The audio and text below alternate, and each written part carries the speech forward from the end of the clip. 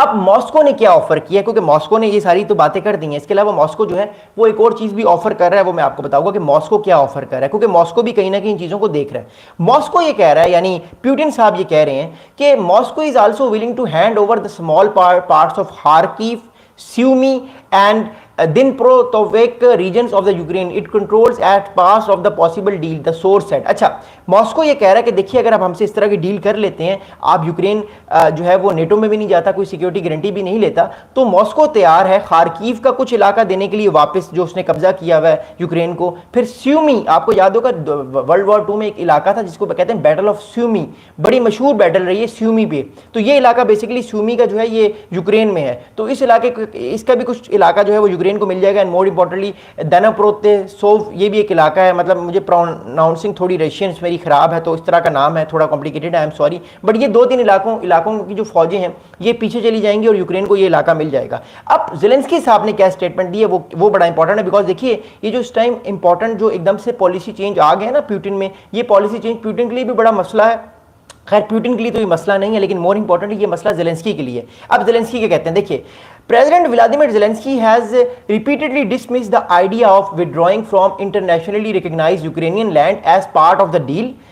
and he has said the industrial Donbass region serves as the fortress holding back Russian advancing deeper into Ukraine. अब जो Ukraine के president Zelensky हैं उन्होंने एक बड़ा important statement दिया, वो ये कह रहे हैं कि मैं अपना जो डोनबास रीजन जो मेरा मांगा जा रहा है ना, क्योंकि देखिए डोनबास रीजन 2 तरह से इंपॉर्टेंट है, एक तो यहाँ पे रेयर अर्थ मिनरल्स हैं और दूसरा ये इंडस्ट्रियल हब है। जिस तरह मिसाल के तौर पे अगर हम इंडिया की बात करते हैं तो इंडिया का एक इलाका जो होगा कोलकाता या इस तरह के सिटीज़ जो होंगे ये इंडस्ट्रियल हब होते हैं, जहाँ पे कपड़ा बनता है, डिफरेंट चीज़ें बनती हैं, मतलब पूरे शहर की सारी जो इकॉनमी होती है इस इलाके में होती है, जिस तरह मुंबई हो गया, इस तरह के इलाके। पाकिस्तान का जो इंडस्ट्रियल हब है वो फैसलाबाद है, फिर उसके बाद कराची है, तो इस तरह के बड़े बड़े सिटीज जो होते हैं ये बड़े इंपॉर्टेंट होते हैं। तो इसी तरह जितना पाकिस्तान के लिए कराची इंपॉर्टेंट है, इंडस्ट्रियल हब है, और भारत के लिए जो है वो मुंबई या दिल्ली ये इंपॉर्टेंट इलाके हैं, उसी तरह डोनबास जो रीजन है वो यूक्रेन के लिए इंपॉर्टेंट है, क्योंकि वहाँ पे यूक्रेन की बहुत ज़्यादा बड़ी तादाद में प्रोडक्शन होती है।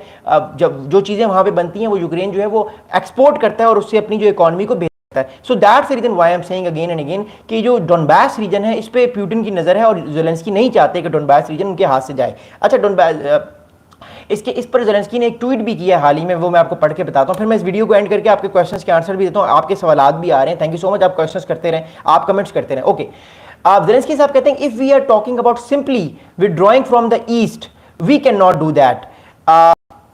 It is a matter of our country survival involving the strongest defensive lines. तो ऑलरेडी कह चुके हैं ज़ेलेंस्की कि ये सारा इलाका अगर हमें इससे निकालने की कोशिश की गई तो हम इस इलाके से बिल्कुल भी नहीं निकलेंगे, हम इसकी आखिरी डिफेंस तक जाएंगे और अपने आप को बचाने की कोशिश करेंगे, बिकॉज अकॉर्डिंग टू ज़ेलेंस्की अगर ऐसा होता है तो यूक्रेन की फोर्सेज जो हैं वो बहुत पीछे पुश होंगी और ये सारा जो इंडस्ट्रियल हब है ये किसके कब्जे में चला जाएगा, ये रशिया के कब्जे में चला जाएगा और ट्रिलियंस ऑफ डॉलर्स का नुकसान होगा, या एटलीस्ट बिलियंस ऑफ डॉलर्स का नुकसान होगा यूक्रेन की इकॉनमी को अगर ये जंग खत्म हो जाती है। अब मैं आपको बताऊंगा ये प्यूटिन जो है वो एकदम से अपने डिसीजंस को चेंज क्यों कर रहे हैं, वो मैं आपको बताऊंगा। देखिए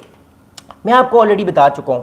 कि प्यूटिन जो है, रशिया जो है इस टाइम वो पूरी तरीके से जो है वो कोशिश ये कर रहा है कि अपने आप को अपना जितना इलाका वो ले सकता है वो इलाका ले ले। उसकी कोशिश ये है कि वो जितना इलाका ले सकता है वो इलाका ले ले, क्योंकि प्यूटिन को ये बात पता है कि जिस दिन भी सीज फायर हो गया उस दिन जो है वो नेटो की फोर्सेस बैठ जाएंगी यूक्रेन में, और यूक्रेन जो है वो फिर जो इलाका इस टाइम प्यूटिन साहब मांग रहे हैं वो इलाका नेटो नहीं देंगी और अमेरिका भी फिर मजबूर नहीं कर सकता। That's the reason why I am saying again and again कि प्यूटिन कोशिश कर रहे हैं, ये मेरी थ्योरी है और ये अभी तक प्रूफ सही साबित हो रही है कि सितंबर के आखिर तक, तकरीबन 25-26 सितंबर तक, जब तक सर्दियां नहीं आती, बिकॉज आई थिंक जो यूरोप है उसमें सितंबर के एंड में सर्दियां आ जाती हैं। आप लोगों को शायद सही अच्छा अंदाजा हो जो लोग यूरोप में रहते हैं, बट मुझे भी अंदाजा है थोड़ा बहुत कि सितंबर के एंड में सर्दियां शुरू हो जाती हैं। तो सर्दियों की शुरू होने से, ठंड की शुरू होने से पहले, विंटर की शुरू होने से पहले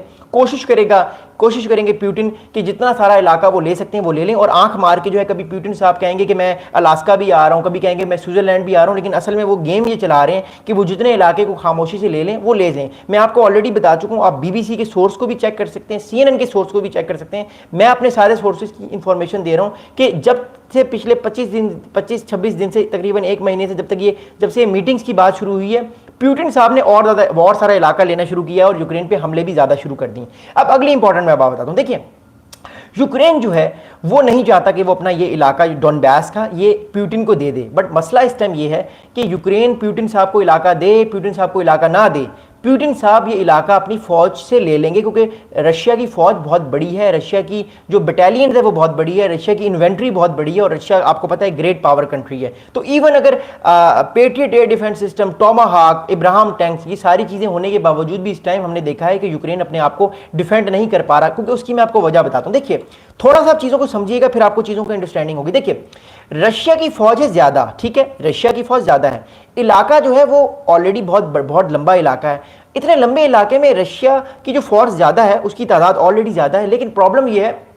कि जो यूक्रेन की फौज है वो बड़ी कम फौज है, मतलब हर जगह पे यूक्रेन ने अपनी अपनी फौज है वो टुकड़ों टुकड़ों में रखी हुई है। अब मसला ये है कि जब एक आपके दुश्मन की फौज ज्यादा होती है ना नंबर में, तो बेशक टुकड़ों टुकड़ों में रखने की फौज को हमेशा नुकसान इसलिए होता है क्योंकि जो बड़ी फौज है वो हमेशा अटैक बड़ा करती है। जब अटैक बड़ा होगा छोटी छोटी फौज पे तो उसको प्रॉब्लम होगी, इसलिए वो फौज पीछे जाएगी। तो इस वजह से यूक्रेन को प्रॉब्लम, क्योंकि यूक्रेन नंबर वाइज भी छोटा कंट्री है। आई थिंक यूक्रेन की जो फौज है वो 1/3 है, यानी एक अगर यूक्रेन का फौजी है तो 3 या 4 रशियन फौजी हैं। इसलिए जो रशिया की जो फौज है उसकी जो क्वांटिटेटिव सुपीरियरिटी है वो यूक्रेन की फौज से ज्यादा है, उनकी तादाद ज्यादा है। इस वजह से जब रशिया की फौज आगे बढ़ती है तो बेशक यूक्रेन के पास पेट्रियट एयर डिफेंस सिस्टम हो, चाहे वो टोमाहाक रखें, लेकिन देखिए ना यूक्रेन कितने रशियन फौजियों को मार सकते, तो वो नहीं मार सकते। उसके साथ रशिया के साथ इस टाइम जो फौज लड़ रही है 40,000 फौज, वो नॉर्थ कोरिया की भी, ये भी एक बहुत बड़ा प्रॉब्लम है। तो रशिया की जो जो डिफेंस लाइंस पे इस टाइम यूक्रेन की फौजें बैठी हुई, उन पे प्रेशर भी ज्यादा आ रहा है, क्योंकि वो ऑलरेडी तादाद में भी कम है और उनके पास बेशक जितने मर्जी अच्छे मिसाइल आ जाएं, जब आप तादाद में कम होंगे, जब आप 1 to 1 लड़ाई करते हैं ना और आप तादाद में कम होते हैं, तो जिसकी तादाद ज्यादा होती है वो फौज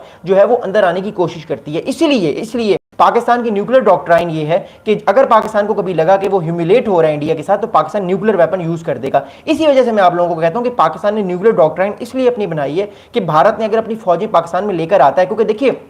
भारत की जो फौज है वो पाकिस्तान से 3 गुना नंबर में बढ़ी है, मतलब नंबर वाइज के 3 गुना लोग ज्यादा हैं भारत की फौज के पाकिस्तान से। अगर पाकिस्तान की फौज 5 लाख है तो भारत की तकरीबन 14-15 लाख फौज है, तो एक बाय 3 है, 3 भारत के फौजी हो तो 1 पाकिस्तान का है। इसलिए पाकिस्तान ने ये न्यूक्लियर डॉक्ट्राइन बनाई है कि अगर मिसाल के तौर पर खुदा ना खासा भारत की